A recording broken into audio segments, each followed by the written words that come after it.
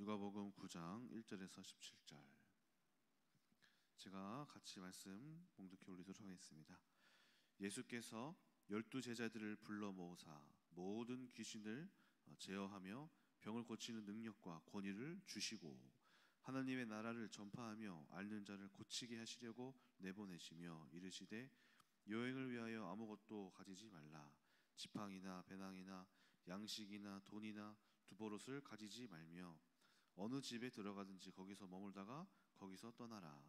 누구든지 너희를 영접하지 아니하거든 그 성에서 떠날 때에 너희 발에서 먼지를 떨어버려 그들에게 증거를 삼으라 하시니 제자들이 나가 각 마을에 두루 다니며 곳곳에 복음을 전하며 병을 고치더라. 분봉왕 헤롯이 이 모든 일을 듣고 심히 당황하니 이는 어떤 사람은 요한이 죽은 자 가운데에서 살아났다고도 하며 어떤 사람은 엘리야가 나타났다고도 하며 어떤 사람은 옛 선지자 한 사람이 다시 살아났다고도 함이라. 헤롯이 이르되 요한은 내가 목을 베었거늘 이제 이런 일이 들리니 이 사람이 누군가 하며 그를 보고자 하더라. 사도들이 돌아와 자기들이 행한 모든 것을 예수께 여쭈니 데리시고 따로 벳세다라는 고을로 떠나가셨으나 무리가 알고 따라왔거늘 예수께서 그들을 영접하사 하나님 나라의 일을 이야기하시며 병 고칠 자들은 고치시더라. 날이 저물어가매 12사도가 나와 여짜오되 무리를 보내어 두루 마을과 촌으로 가서 유하며 먹을 것을 얻게 하소서. 우리가 있는 여기는 빈 들이니이다. 예수께서 이르시되 너희가 먹을 것을 주라 하시니 여짜오되 우리에게 떡 5개와 물고기 2마리밖에 없으니 이 모든 사람을 위하여 먹을 것을 사지 아니하고서는 할 수 없사옵나이다 하니 이는 남자가 한 5,000명 되밀어라. 제자들에게 이르시되 때를 지어 한 50명씩 앉히라 하시니 제자들이 이렇게 하여 다 앉힌 후 예수께서 떡 5개와 물고기 2마리를 가지사 하늘을 우러러 축사하시고 떼어 제자들에게 주어 무리에게 나누어 주게 하시니 먹고 다 배불렀더라. 그 남은 조각을 12바구니에 거두니라. 아멘. 오늘 본문을 살펴보면 제자들을 부르시고 또 제자들에게 권능과 권세와 여러 가지 힘을 주시면서 파송하시고 또 헤롯이 그 이야기를 듣게 되어 또 경계하게 되는 장면과 또 마지막에는 5,000명의 무리를 먹이시는 기적의 장면을 오늘 본문에서 볼 수가 있었습니다. 오늘 본문을 통해서 이전까지는 예수님이 스스로 계속해서 직접 손을 대시고 또 마귀를 사단의 권세를 무너뜨리시면서 직접 치유하시다가 이제는 그 힘을 사람들에게 이렇게 나누어 주는 모습을 볼 수가 있습니다. 그래서 이 하나님께로부터 많은 권세와 또 권능과 힘을 힘입은 예수님의 제자들이 주님의 사역을 하는 장면을 보게 됩니다. 이 장면을 통하여서 우리가 알 수 있는 것은 무엇이 있을까요? 예수님은 더 이상 우리 가운데 육체로서 존재하지 않으십니다. 그렇다면 무엇으로 함께 하시나요? 바로 성령으로 우리 가운데 거하시죠. 그러면 그 성령은 어떤 자들을 통하여 놀랍게 일을 하실까요? 바로 성령은 누구에게나 임하여서 함께 하시지만 그 중에서도 제자라는 마음의 결단과 또 하나님께로부터 또 내가 제자예요 라고 스스로 하는 사람이 아니라 하나님께로부터 또 택함을 입은 사람들이 바로 제자들이 되어서 그들을 통해 하나님 나라의 풍성한 것들을 먹이시고 입히시고 드러내시고 하나님의 나라를 임재하게 하시는 일들을 하신다는 오늘 중요한 대목을 발견하게 됩니다. 그렇습니다. 지금 예수님은 육체로 우리 가운데 머무시지 않습니다. 그래서 영으로 우리 가운데 거하시죠. 그러면은 이 성령은 또 누구에게나 다 임하시지만은 특별히 제자로 헌신된 사람들을 통하여서 하나님은 자신의 일을 드러내신다라는 하나의 이 영적인 흐름을 우리가 파악할 수 있었으면 좋겠습니다. 예전에 이제 교회에서 코로나가 있었던 시절이 있었습니다. 그래서 그때 당시를 돌이켜 보면은 그 전에 우리 이 100곳에는 교회가 세 군데가 있습니다. 하나는 좋은 교회 있고요, 또 소망교회 있고, 또 큰나무교회 우리 교회가 있죠. 그래서 100곳에서 큰 교회 하면은 저희 세 개가 딱 이렇게 얘기가 되는데, 어, 사람 수로 따지면은 소망교회가 제일 좋은 교회 제일 많고, 그다음에 소망교회 많고요, 그다음에 저희 교회가 이렇게 세 번째로 이렇게 있습니다. 근데 항상 이제 아쉬운 점은 이런 거였어요. 아, 우리 교회 성도님들 다른 교회 되게 많은데 우리 교회 성도님들 많이 없다. 저 세 교회 두 교회에 비해서 적다. 이런 얘기들이 이제 조금씩 뭐 그냥 은연중에 나올 때였어요. 그래서 그때 이제 사모님이 그런 말 하신 적 있어요. 아이, 저거 다 거품이다. 속지 말아라 하시면서 이제 저는 속으로 사모님이 약간 질투하셔서 그러나? 뭐 많으면 많고 아니면 아닌 거지 뭐 이렇게 저렇게까지 화를 내실까? 사모님이 원래 평소에 말투가 그냥 그런 거였어요. 화를 내신 게 아니었어요. 근데 이제 어쨌든 그런가 보다 이렇게 하셨는데, 그 진가가 드러났던 게 뭐였냐면은 이제 코로나 때 교회에 한창 여러 가지 어려움이 많았잖아요. 코로나, 교회 봉쇄해야 되고 못 가게 하고, 또 저희 교회도 맞고 아마 한 달 이상을 쉬었던 것 같아요. 그래서 예배도 저희 교육자들만 와서 미디어실에서 촬영으로만 하고, 목사님도 아무도 없는 데에서 설교하시고, 그런 시기가 있었던 것 같습니다. 근데 이제 그렇게 꽤 긴 시간이 지났어요.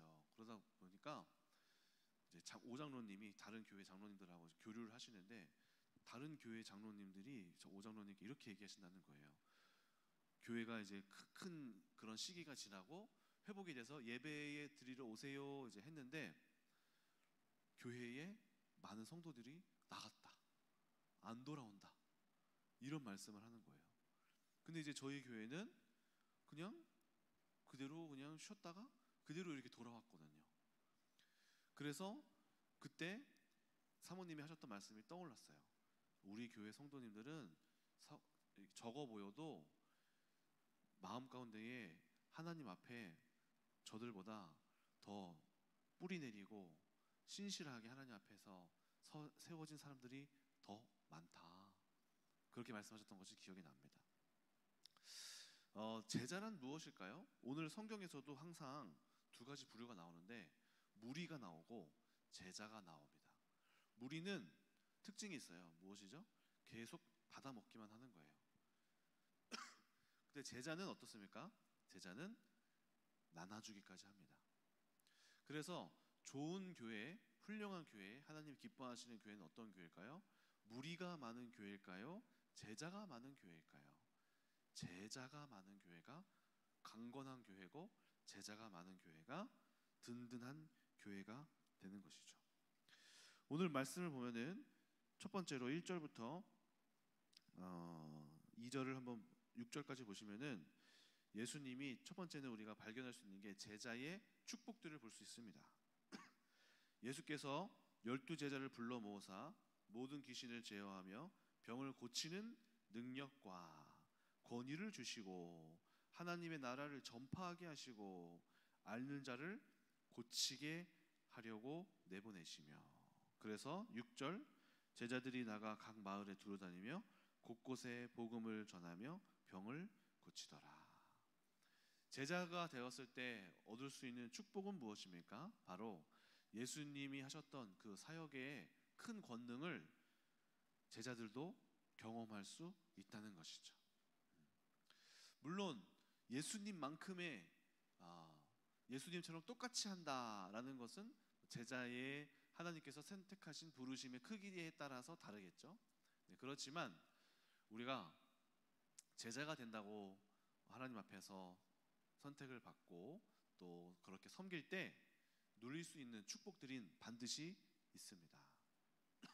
저 같은 경우는 어쨌든 목회자로서 하나님 앞에서 이렇게 말씀의 사역으로 섬기다 보니까 여러 가지 얻게 되는 축복들이 이제 있습니다. 저 같은 경우는 나이가 어린 30세 한 32살쯤에 목사 안수를 받았습니다. 그래서 저는 사실 되게 부담스러웠고 도망치고 싶었어요. 왜냐면은 목회자로서 뭔가를 이렇게 한다는 것이 저를 이제 한창 혈기왕성한 또 나이잖아요. 30대 초반 남성이면은 저를 억누르고 족쇄를 가두고 이렇게 그런 느낌이 많이 들고, 또 이제 실제로도 제가 예전에 운동을 배우러 주짓수 운동 이런 걸 배우러 체육관에 간 적이 있거든요.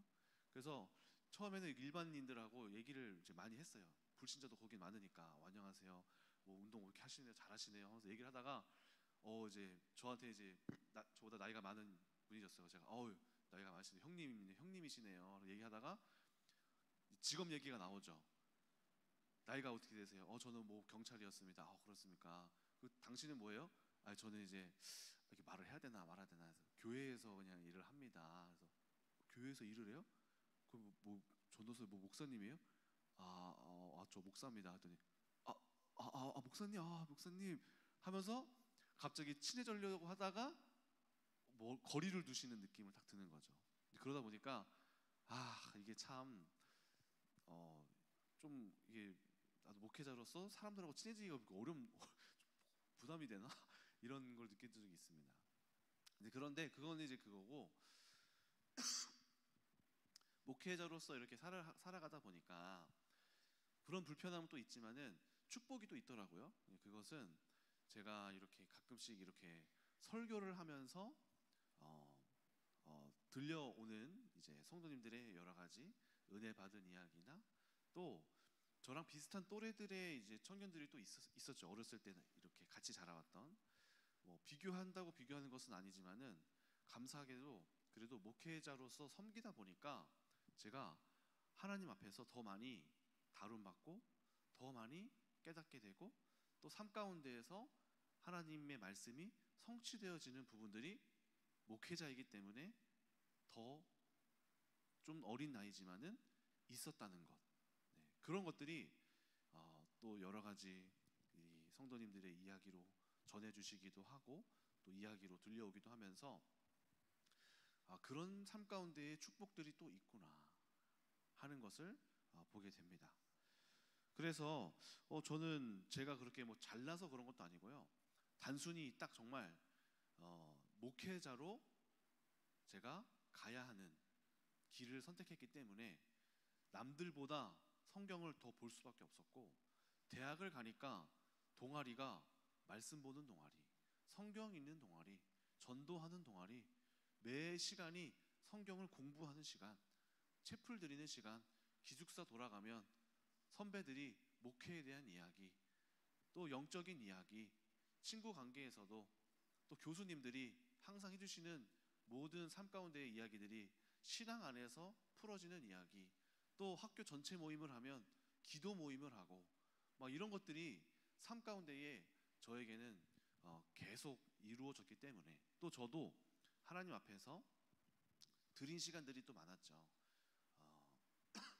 뭐 그건 이제 이후에도 하게 될 거고, 그래서 이제 친구들이랑 이야기하면 성경을 가지고 논쟁하고, 또 매주마다 또 전도사가 되다 보니까 말씀을 가지고 씨름할 수밖에 없어요. 그러니까 남들보다 성경을 더, 남들은 한 번 보고 묵상하고 끝낼 거를 저는 3번, 4번, 5번, 6번 주석도 같이 보고, 또 다른 사람의 설교도 같이 보면서 연구도 하고, 어떻게 이걸 해야 되지, 이해가 안 되면 넘어가는 게 아니라 이걸 가지고 설교를 해내야 되니까 끝까지 붙들고 완주를 해내는 그런 과정들, 여러 가지 그런 과정 속에서 하다 보니까 하나님 앞에서 깨달음이 있더라는 것이죠. 그것이. 그래서 그것들이 내 삶 가운데에 녹아지게 되고, 들은 말씀들을 가지고 읽다 보니까 발견하게 되고, 그것을 내 삶 속에서 또 적용할 수밖에 없고, 그것들을 하나님께서 행하시는 진리들이 살아 역사하는 것을 체험할 수밖에 없었다는 거죠. 그래서 제자의 축복은 먼저 경험하게 된다는 것입니다. 제자들도 축복이 무엇이죠? 무리들보다 더 가깝게 그리스도를 볼 수 있었다는 것 아니었습니까? 그러다 보니까 가까이 보고, 늘 보고, 매일 보고, 자주 보고, 우리가 보는 것을 담게 되잖아요. 그렇죠? 그러다 보니까 이 제자의 축복은 바로 그렇게 보고 듣고 보면서 임파테이션, 영향력을 흘러받는다고 하죠. 예수님이 갖고 계신 역량과 능력들이 제자들에게도 흘러가게 되었다는 거. 감사하게도 저는 목회자로서 섬기기 때문에 저와 여러분 사실 크게 다를 바는 없는데요. 감사하게도 이 자리에 있다 보니까, 더 많이 말씀을 읽다 보니까 저에게서 전해지는 말들로 인하여서 하나님의 말씀이 선포되기도 하고, 믿음이 회복되기도 하고, 간증이 생겨나기도 하고, 또 하다 보니까 이제 기도회 인도를 이제 해야 될 때가 또 있어요. 그러면은 처음에는 정말 이게 너무 힘들었어요.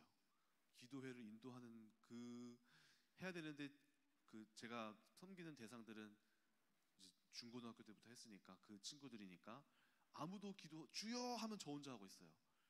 그 애들을 하게 만들어야 되잖아요. 그러면은 진짜 기도 인도를 하다 보면은 끝나고 돌아오면은 허리에서 진액이 빠져나갈 느낌으로 그 허리가 아파요. 그다음에 막 하다 보니까 피가 한 바퀴 머리에서 이렇게 팍 올라가면서 피가 한 바퀴 이렇게 팍 돌거든요. 그럴 때가 있거든요. 기도하다 보면은. 그러면 뒤통수가 여기가 머리가 따끔따끔해요. 여기가 혈관이 막 너무 피를 막 올려서 그런지 막 그렇게 잘못하면은 혈압 때문에 쓰러질 수도 있겠다 할 정도로 이제 기도회가 끝나고 나면은 허리가 아프고 등에서 막 진액이 빠져나간 것 같고 혈압이 팍 돌고 막 이렇게 한단 말이죠.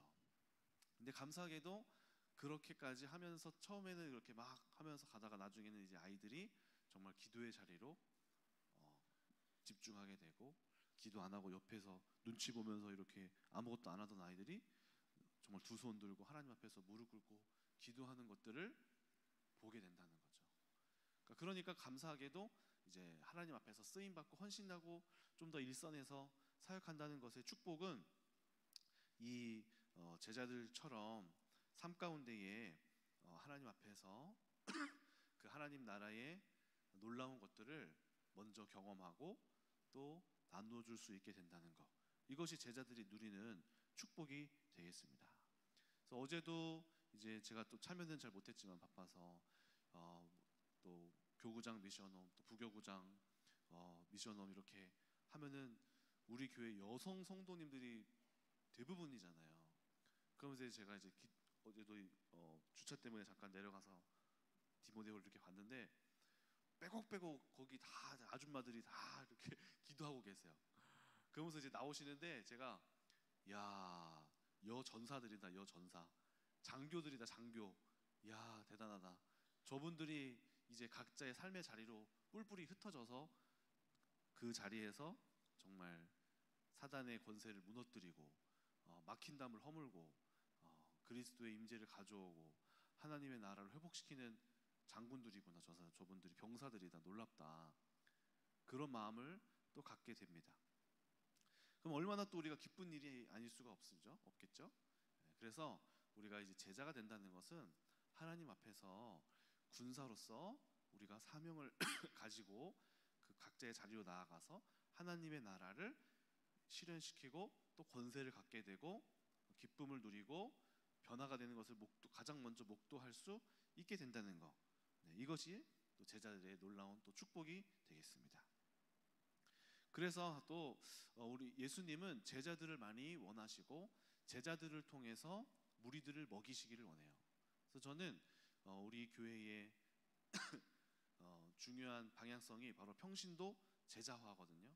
왜냐하면 우리가 보통 생각하기를 제자는 목사님들이나 하는 거지, 교역자들이 하는 거지, 어떻게 우리가 가르치겠어, 우리가 대학교도 안 나오고 훈련도 못 받았는데 어떻게 하겠어 하는 그런 틀에 많이 갇혀 있고 섬김의 자리에서 물러나 계시는데, 우리는 그것이 담임 목사님께서 성경을 통해 발견한 바 그것이 옳지 않다는 거예요. 옳지 않고 진정한 제자는 우리 하나님 앞에서 수고하고 헌신하는 마음을 먹고 또 하나님께서 그들을 권위를 주시고 능력을 주시고 말씀을 허락하시고 만인 제사장이라고 하죠. 신학 안에 만인 제사장이라는 개념이 있어요. 성경 안에. 그것은 직분을 떠나서 모든 이에게 하나님께서 제사장과 같은 힘을, 권세를 주신다. 그래서 우리 교회는 일반 성도님들을 제자와 같이 무리에서 머물지 말게 하고 말씀을 가르치고 또 하나님의 권위를 나타내고 말씀 운동하고 막힌 담을 무너뜨리고 희생하고 회복시키는 제자로서 세우기는 교회로서 쓰임받기를 원합니다. 저는 성경에서도 그런 것들이 우리에게 요구된다고 봐요. 그렇다면 우리는 어떻게 영적으로 성장할 수 있을까요? 저는 어떻게 우리가 제자처럼 섬길 수 있을까, 성장할까? 라고 돌아봤을 때 한 가지는 바로 인풋이 아니라 아웃풋으로 성장한다, 이렇게 좀 볼 수 있습니다. 인풋 한다는 건 무엇이죠? 듣는다는 거죠. 배운다는 거죠. 인풋 한다는 것은 강의를 듣기도 하고 책을 읽기도 하고 찬양을 듣기도 하고, 모든 것은 다 인풋의 단계로 시작하는 것 같아요. 그런데 진짜 성장은 그건 절반짜리고 나머지 50%를 하려면은 아웃풋을 해야지 진정한 성장의 단계에 이룰 수 있다. 그래서 교회에서도 보면은 그러니까 어딜 가나 똑같은 원리인 것 같아요. 우리가 실제로 뭔가 어떤 일을 한다고 했을 때, 제가 요리를 한다고 했을 때 인풋하는 단계가 있죠. 음식을 어떻게 만드는 거지? 동영상을 보기도 하고 책을 보기도 하고 누군가 한 요리를 하는 것을 눈으로 이렇게 건너편 어깨너머로 보기도 하면서 인풋하는 단계를 갖습니다. 그러다가 정말 내 실력을 가지려면 어떻게 해야 되죠? 내가 직접 그 기술을 갖추려면 해야 되는 거죠. 해야 되는 거죠. 계란말이 이렇게 어떻게 하는 거래. 동영상을 보면서 막 배워요. 막 이렇게 제가 어떤 동영상을 봤더니 계란말이 하는 법 만 몇 번째 막 하면서 자기가 막 계란말이 하는 영상을 찍어서 계속 올리더라고요. 아직도 근데 어렵다 하면서 하더라고요. 근데 그게 뭐죠? 아웃풋하면 해 나가면서 내가 그 기술을 습득해 나가는 과정이 되겠죠. 그래서 아웃풋이 어느 정도 기술이 역량이 자기 몸에 익히는 순간 자기 거가 그제서야 된다는 것이죠. 똑같이 이 영적인 성장도 마찬가지로 아웃풋으로 성장하게 됩니다. 교회 저희 청년부에서도 감사하게도 이제 셀 리더들이 세워졌어요. 셀 리더라 하면 주일날 같이 말씀을 나눠줄 수 있고 예배가 끝난 후에 그 소모임을 인도하는 사람들인데요. 여기서 새로운 셀 리더들이 또 많이 생겼습니다. 그래서 박지은 자매님, 또 최영경, 신승원, 정성은, 이혜지, 박현진, 무려 둘, 넷, 6명 정도의 사람들이 새로 이렇게 올라왔어요. 그거 참 기쁘더라고요. 그래서 많은 사람들이 무리가 청년부 인원이 많아진 것도 기쁘지만은 제자들이 세워졌다는 게 기뻤던 것 같습니다.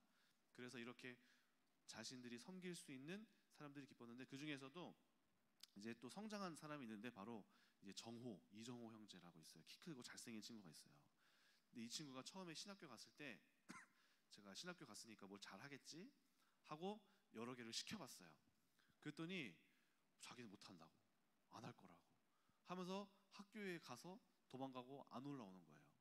그래서 제가 얘는 글렀다, 안 되겠다, 얘는 어떻게 하려고 저러나 싶었는데, 최근에 제가 이제 얘가 잘하나 하고 시켜봤어요. 정호야, 이거 해봐라. 네가 이번에 레크레이션 신입생 환영회 해봐라. 이런 거 저런 것도 해봐라. 이번에 여름 수련했는데 해봐라 했더니 제가 반응을 이렇게 봤거든요. 그랬더니 알겠습니다 하면서 다 수용해서 도전해보겠습니다, 잘 모르지만 해보겠습니다 하는 거 있죠. 그래서 어떻게 너 그렇게 많이 성장했냐 물어봤더니 학교에서 여러 가지 동아리 활동이나 또 섬기는 자리에서 이것저것 나름대로 시도를 하고 경험치를 쌓고 왔더라고요. 그래서 제가 이번에는 너가 이제 앞으로 3학년이니까 사역 자리에 가서 이제 섬겨야 될 때가 왔다.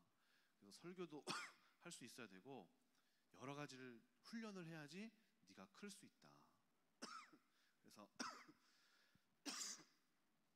중고등부 이런 어린이부터 설교를 해보고 목사님이 기회가 된다면 청년부에서도 할 수 있게 해줄 테니까 많이 뱉어봐라. 아웃풋을 해야지 성장한다. 제가 이렇게 권면을 했던 게 기억이 납니다. 공부하는 원리도 똑같다고 하죠. 암기하는 사람, 암기하는 것도 1시간, 2시간, 3시간 읽는다고 외워지는 게 아니라고 합니다. 2시간, 3시간 읽는 방법과 읽는 사람이 있고, 1시간을 하는데 이제 어떤 비교를 한 데이터가 있어요. 계속 읽기만 한 사람하고 읽기로 한 6시간 같은 분량을 한 사람하고 1시간인데 아웃풋을 시킨 사람이 실험군을 대조를 했어요.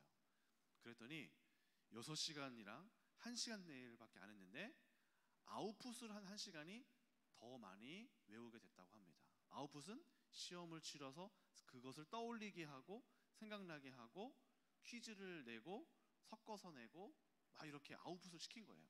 그랬더니 6시간 인풋만 해서 읽기만 한 데보다 1시간 아웃풋한 이 실험군이 훨씬 더 많이 암송을 하고 외웠다는 거예요. 그러니까 시간하고 상관없이 아웃풋을 얼마나 했느냐에 따라서 성장했다는 것이죠. 그 교회에서도 마찬가지 아닙니까? 교회에서도 5년, 10년, 20년 예배 안 드린 적이 없고 기도하러 안 나온 사람이 없고, 그런데 성장이 안 된 사람들도 많아요. 그것은 왜 그럴까요? 아웃풋이 안 되기 때문이죠. 아웃풋이. 삶 가운데에 아웃풋하는 삶의 자리에서 말씀이 성취되어지려고 싸움을 하고, 또 삶 가운데에서 그 말씀을 쏟아내고 또 살아내려고 하는, 애쓰려고 하는 삶의 노력들, 또 섬김의 자리에서 계속해서 나아가서 또 우리가 사람들을 향하여 말씀 사역을 하고 사람을 마주하고 우리가 하는 그런 연습들, 이런 것들이 안 되니까, 연습이 안 됐으니까 들은 거 가지고 생각만으로는 안 되어지는 거죠. 그래서 최고의 자리는 우리가 한 사람을 섬기는 거죠. 섬기는 거. 그러다 보면은 그 사람을 섬기다 보면은 내 뜻대로 안 되고, 그 사람이 갖고 있는 영적 문제가 나를 덮치고, 뭐 저런 인간이 다 있나 싶을 정도로 저런 걸 섬겨야 되나 하는 반발심이 생기고, 거기에서 어떻게 저 사람을 섬길까 하고 죽어지는 과정에서 말씀을 적용하게 되고 내가 깨지다 보면서 우리가 성장하게 된다는 것이죠. 그래서 우리 가운데 섬김의 그 현장, 아웃풋의 그 현장이 우리를 성장하게 되는 것입니다. 마지막으로 또 누가 제자인가 하였을 때,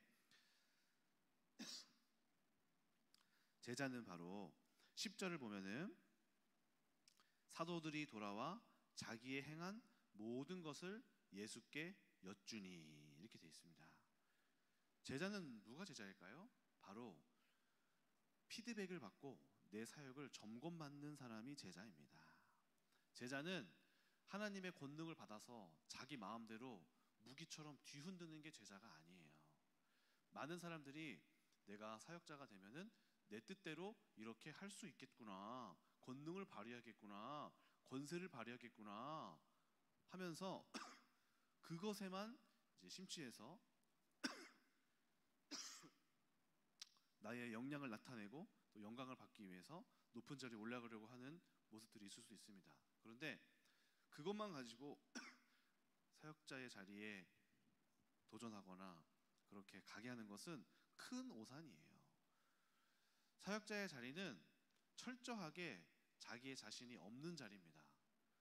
누가 나타나냐면 예수 그리스도만이 나타나야 되는 거죠. 그래서 그리스도 앞에서 통제받고 그리스도의 뜻대로 되어지지 않는 것에 있어서 강력한 질책을 받고 강력한 피드백을 받고 강력하게 혼이 나야 되고 강력하게 점검받을 것을 받을 수 있는 사람이 제자가 되는 거예요. 내가 뭘 잘못했습니까? 내가 옳습니다라고 버티는 사람은 제자의 자리가 어울리지 않습니다. 그래서 우리가 한번 프로의 세계를 한번 보십시오. 축구를 하는데 아마추어의 세계는 못해도 괜찮아, 이렇게 해도 괜찮아, 저렇게 해도 괜찮아, 적당히 해도 괜찮아, 다치지 않게 해, 이게 아마추어들의 세계예요. 조기축구예요. 즐겨야 돼.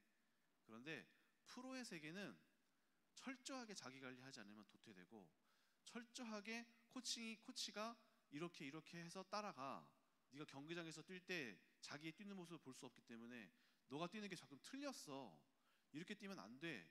너 훈련 방식을 바꿔. 너 그것이 옳지 않아.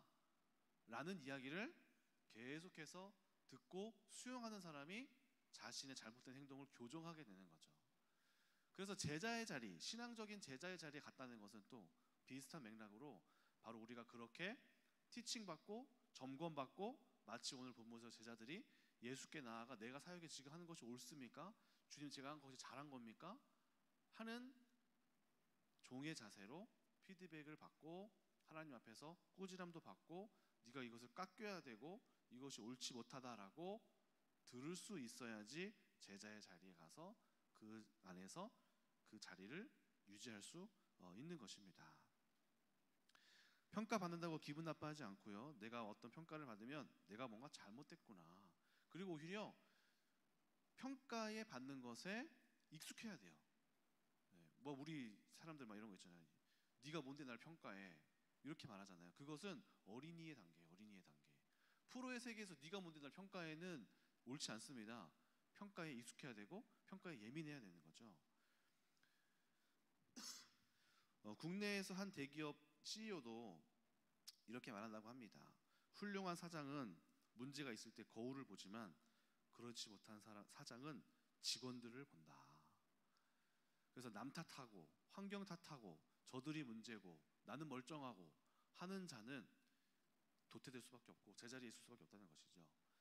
훌륭한 사장은 자기가 문제가 있을 때 거울을 본다는 거예요. 세상 사람들도 이 원리를 알고 있습니다.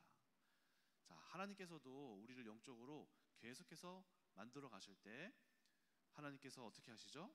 우리의 마음에 빛을 비추시죠. 말씀으로 빛을 비추고 뜨끔하게 하고 기분이 나쁘고 소위 요즘 말로 긁힌다고 하잖아요. 내 마음이 긁혔어 하는 게 정확한 말인 거죠. 그래서 참 저도 이 우리 교회 성도님들은 그런 수용적인, 그러니까 어떤 코칭과 또 지적과 이런 안내와 하는 것에 우리가 수용적으로 바뀌어야 된다고 생각을 합니다. 뭐 기분이 나쁠 수가 있고 마음이 상할 수가 있는데요. 그것은 잠깐이고 그로 인하여서 우리를 더 좋게 만드시는 하나님의 은혜를 경험하기 위한 코칭이 될 거기 때문에 우리가 그런 것들을 교회 안에서 기꺼이 변화하고 기꺼이 말씀하소서, 기꺼이 나를 가르치소서, 내가 잘못된 것이 있다면 알려주소서 하는 마음으로 나아가셔야 합니다. 네. 근데 그것이 정말 마음이 아프죠. 마음이 아프고요. 저도 그것을 마주하는 것이 고통스럽고 수치스럽더라고요. 하지만 그 시간을 인정하고 또 받아들이고 나아갔을 때 많이 어느 순간 이렇게 변화됐구나. 또 내가 잘못했던 행동을 계속했더라면 와 큰일 날 뻔했다. 인생 망칠 뻔했다. 싶을 정도의 우리의 삶의 악한 모습, 죄악된 모습들을 그걸 끊게 하기 위한 하나님의 코칭이라는 사실을 우리가 아셔야 합니다. 그래서 저도 많은 사람들을 마주하고 대하는 자리에 있다 보니까 코칭이 되는 사람들이 있고 안 되는 사람들이 있어요. 첫 번째 단계는 코칭을 해서 얘기를 하면은 상처받고 안 봐요. 그러면 아무것도 할 수가 없더라고요. 그러면 저도 안 합니다. 못 합니다. 두 번째는 얘기를 해주면 알겠습니다. 하지만 실제로 행동하지 않아요. 이런 사람들도 저도 말하다가 끝나요. 결국에는 하나님께서 하셔야 되더라고요. 세 번째는 이제 어떤 얘기를 하면은 이제 반박을 해서 도전을 해요. 자기 의의를 굽히질 않아요. 끝까지 자기의 뜻을 막 관철해요. 막 이런 분들도 어떤 싸움이 이제 있겠죠. 갈등이 이제 부딪힘이 있겠죠. 서로 우리를 못 믿거나 아니면은 뭐 자기의 뜻이 너무 강하거나 이런 부류도 또 있습니다. 근데 정말 좋은 부류는 마음속에 그거를 받아들이고 인정하고 수용하고 그것에 대해서 영적으로 민감하게 하나님 앞에서 자기 자신을 거울을 마주하고 과연 그러한가 하고 객관적으로 자기 자신의 삶을 마주하면서 바꾸기 시작하는 사람들이 있어요. 그러다 보면 시간이 지나다 보면은 결국에는 누가 하나님 앞에서 성장했느냐, 변화되었느냐, 삶 가운데 어떤 열매가 있느냐라고 봤을 때 수용하고 받아들이고 인정한 사람들은 계속해서 하나님 앞에 성장해 있고요. 상처받아서 안해한 사람들은 제자리이고 당신 말이 뭐가 맞아 하면서 갈등하고 받아들이지 않는 사람도 제자리더라고. 결국에는 오히려 그 문제가 악화가 돼 있어요. 그래서 나중에야 큰 문제가 터지고서 나서야 이제 깨닫고 오시는 분들이 많아요. 그러면 사태 수습이 어려워요. 그래서 저는 우리 교회 성도님들, 우리 교회 안에서는 많은 터치들이 이제 막 간단 말이죠. 교구장님들이 말씀하시기도 하시고, 또 사모님이 말씀하시기도 하시고, 또 학교 안에서 저도 하다 보니까 이거는 이 가정에 이런 영적인 어려움이 있는데 이거를 말해 말어, 이런 고민을 해요. 이거는 이 자녀가 이런 문제가 있는데 이거는 어디부터 왔을까? 얘만의 문제일까? 조사하다 보면은 가정 안의 문제가 인 것이 뭐 열 중에 9이에요. 그러면은 저도 고민을 해요. 말해 말어. 이 사람이 이거 받을 수 있을까 없을까? 이거를 생각한단 말이죠. 그러면은 저도 고민을 하면서 받을 수 있는 사람에게는 기꺼이 솔직하게 얘기하지만은 못 받아 그러면은 말 못하고 적당히 이 정도만 할 수밖에 없는 상황이 오더라고요. 그래서 저도 변화를 위해선 받을 수 있는 그릇이 된다면 다 이야기해야 되는 것이 맞다라고 생각하고 그렇게 할 수 있었으면 참 좋겠어요. 그러려면 어떻게 됩니까? 우리의 마음의 그릇이 이제 그런 것들을 받아들이고 수용할 수 있는 그릇이 되어야 하겠죠. 그래서 결국에는 들어야 합니다. 들어야 하고 받아들여야 하고 이것들을 수용하게 될 때 우리가 성장할 수 있습니다. 오늘 그렇게 하나님 앞에서 제자로 세워지시고 제자로서 쓰임받는 여러분 되시기를 주님의 이름으로 축원합니다. 기도하겠습니다. 하나님 감사합니다. 오늘 주님께서 예수님의 제자들을 불러서 많은 권세와 또 권능과 은사를 주시면서 하나님의 일을 하게 하십니다. 그들이 제자입니다. 그런데 제자는 그렇게 권세만 보고 나도 이렇게 할 수 있었으면 좋겠다 하고 제자가 되는 것이 아닙니다. 제자의 자리는 기쁨도 있고 축복도 있지만 하나님 앞에 철저한 깎여짐과 철저한 자기 죽음과 또 자기 부인이 있습니다. 그렇게 될 때 진정한 제자가 될 수 있는 것입니다. 오늘 하나님께서 우리를 향하여 제자로 부르시고 계시는데 하나님 앞에서 잘 깎이고 잘 연단받아서 정금과 같이 아름답게 훈련되어 나오는 제자가 많이 세워지기를 원합니다. 우리 큰나무교회의 많은 성도님들이 제자를 향하여 도전하게 하시고 깎일 각오를 하게 하시고 또 쓰임받을 축복도 기대하면서 하나님 앞에서 그렇게 남은 삶들을 헌신하며 기쁨으로 누리며 하나님의 나라를 나타내며 살아가는 귀한 삶이 이루어질 수 있도록 축복하여 주시옵소서. 감사드리며 예수님의 이름으로 기도드립니다. 아멘. 네, 감사합니다. 오늘 말씀 잘 듣고 여러분도 제자가 되시고 제자를 삼는 여러분 되시기를 바랍니다. 기도하겠습니다. 하나님께 감사드립니다. 오늘 이 시간 우리 모든 성도님들이 강력한 일당 100명, 400명의 용사라 될 수 있도록 도와주옵소서. 하나님께서 이제 예수님도 수만 명이 떡을 먹고 기적을 맛보기 위해서 몰려들었지만 막상 예수님이 십자가에 돌아가신다고 잡혀가시니까 다 도망가 버렸어요. 다 도망가서 오합시절이 됐는데 이에 남은 사람이 12명의 제자와 120명만 남았어요. 이 120명이 초대교회를 이루고 이들이 한 사람 한 사람이 다 전사가 되었어.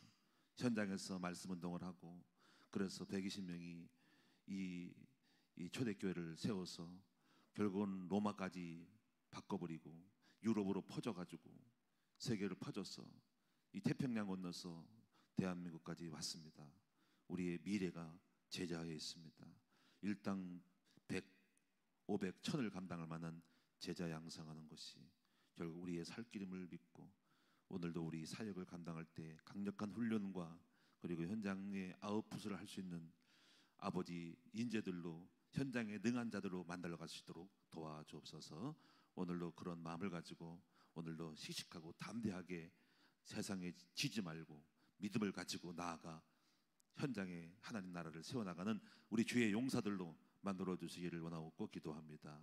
아버지, 오늘도 제자의 기도가 되게 하여 주옵소서. 오늘도 승리할 것을 믿고 담대함으로 여호수아처럼 싸워 이길 수 있는 우리 성도들로 만들어 주옵소서. 오늘도 예물 드림을 감사드립니다. 우리 성도님들 어렵지 않도록 경제 복 주시기 원하고 아프지 않도록 건강 복 주시기 원하고 나의 달란트를 개발해서 이 땅에 하나님 나라의 아버지 전사로서 유익되게 할 수 있도록 도와주시옵소서. 우리의 남은 생애가 주를 위해서 쓰임받을 수 있는 그릇으로 아버지 요긴하게 보배롭고 존귀한 자로 발견되게 하여 주시옵소서. 감사합니다. 이번 주간에 또 이제 학교를 세우면서 우리 초등학생들이 12명의 아이들이 들어옵니다. 아버지 중고등부 아이들 이제 20명이 있습니다. 또 성교원들이 20명이 있습니다. 또 공급방 아이들이 또 40명 있습니다. 이제 학교가 만들어지고 있습니다. 미래를 살릴 수 있는 영적 전사들, 제자들을 양성하는 것만이 하나님 아버지 앞에 크게 쓰임받을 수 있는 아버지 우리가 될 줄로 믿사오니 인도해 주옵소서. 감사드리며 우리 주 예수 그리스도 이름으로 축복하며 기도하옵나이다. 아멘.